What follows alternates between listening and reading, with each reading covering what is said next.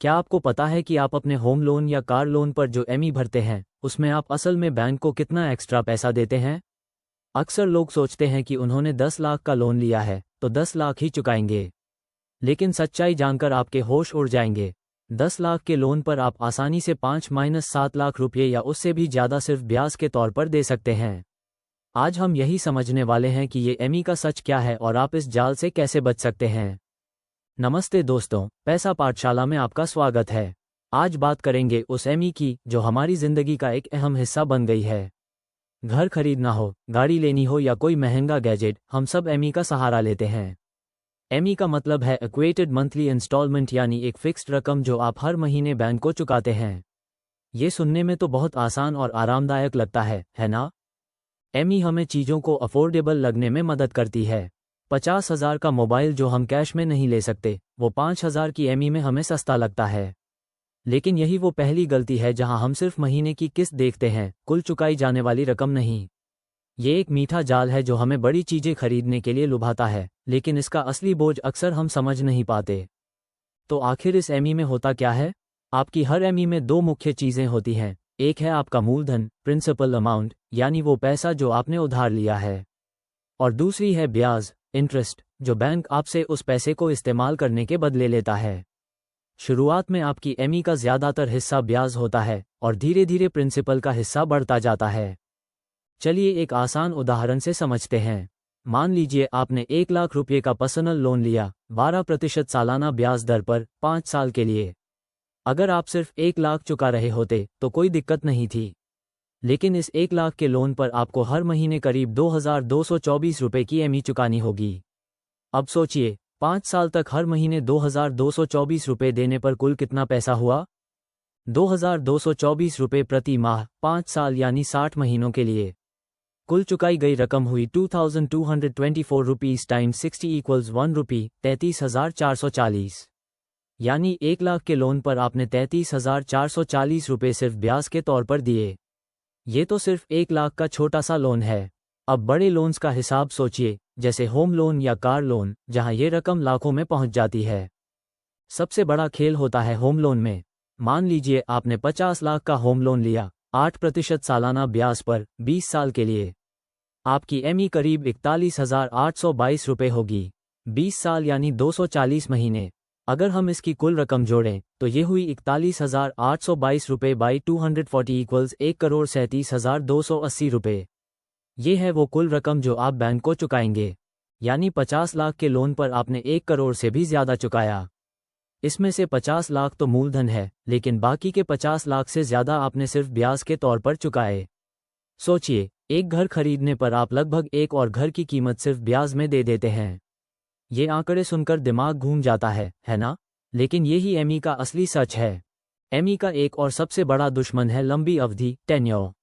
जितना लंबा loan tenure होगा, उतना ही ज़्यादा ब्याज आपको चुकाना पड़ेगा, क्योंकि बैंक आपसे लंबे समय तक पैसे इस्तेमाल करने का किराया वसूलता रहता है। एक ही लोन को अगर आप 10 साल की बजाय 20 साल के लिए लेते हैं तो आपकी एमई तो कम हो जाती है, लेकिन कुल ब्याज कई गुना बढ़ जाता है। चलिए इसी 50 लाख के होम लोन को 8% पर लेते हैं। 10 साल के लिए एमई होगी 60,664 रुपये और कुल चुकाई गई रकम 72.79 लाख रुपये होगी, जिसमें ब्याज 22.79 लाख रुपये है। वही लोन 20 साल के लिए एमई 41,822 रुपये और कुल चुकाई गई रकम 1 करोड़ रुपये, जिसमें ब्याज 50.37 लाख रुपये है। देखिए, सिर्फ 10 साल का फर्क और ब्याज सीधे डबल से भी ज़्यादा हो गया। हमेशा कोशिश करें कि कम से कम अवधि का लोन लें, यदि संभव हो। ब्याज दर भी एमई पर बहुत बड़ा असर डालती है। छोटी सी 0.5% या 1% की दर का अंतर भी लंबे समय में लाखों रुपये का फर्क डाल सकता है। इसीलिए हमेशा अलग अलग बैंकों की ब्याज दरें ज़रूर कंपेयर करें और जहां सबसे कम दर मिले वहीं से लोन लेने की कोशिश करें। नेगोशिएट करना भी न भूलें। हर छोटी बचत अंत में एक बड़ी रकम बन जाती है। क्रेडिट कार्ड पर एमई का जाल और भी खतरनाक होता है। अगर आप क्रेडिट कार्ड बिल का पूरा भुगतान नहीं कर पाते और उसे एमई में कन्वर्ट करते हैं तो अक्सर ब्याज दरें बहुत ऊंची होती हैं, 18% से 36% तक सालाना। ये आपको कर्ज के दलदल में फंसा सकता है। क्रेडिट कार्ड पर एमई केवल इमरजेंसी में और छोटी अवधि के लिए ही लें और उसे जल्दी से जल्दी चुकाने की कोशिश करें। तो इस ब्याज के बोझ से बचने का तरीका क्या है? एक बहुत कारगर तरीका है प्रीपेमेंट। जब भी आपके पास एक्स्ट्रा पैसा आए, जैसे बोनस, इंक्रीमेंट या कोई और कमाई, तो उसे अपने लोन के प्रिंसिपल अमाउंट में जमा कर दें। इसे प्रीपेमेंट कहते हैं। इससे आपकी कुल ब्याज की रकम बहुत कम हो जाती है और लोन जल्दी चुकता है, जिससे आपकी जेब को काफ़ी राहत मिलती है। प्रीपेमेंट का जादू देखिए। अगर आपने 50 लाख का 20 साल का लोन लिया है और आप हर साल सिर्फ एक अतिरिक्त एमई यानी 41,822 रुपये का भुगतान करते हैं, तो आपका लोन 20 साल की बजाय 15 साल में ही पूरा हो सकता है और आप लाखों रुपये का ब्याज बचा सकते हैं। हर महीने थोड़ी ज़्यादा एमई भरना भी बहुत मदद करता है। इसे एमई बूस्ट भी कह सकते हैं। अब एक और ज़रूरी बात, जो पैसा आप ब्याज में दे रहे हैं, अगर वही पैसा आप निवेश करते तो क्या होता? 50 लाख के होम लोन पर जो आप 50 लाख एक्स्ट्रा ब्याज दे रहे हैं, अगर आप 20,000 रुपये प्रति माह सीप में डालते 20 साल के लिए 12% रिटर्न के साथ, तो आपके पास 2 करोड़ रुपये से ज़्यादा हो सकते थे।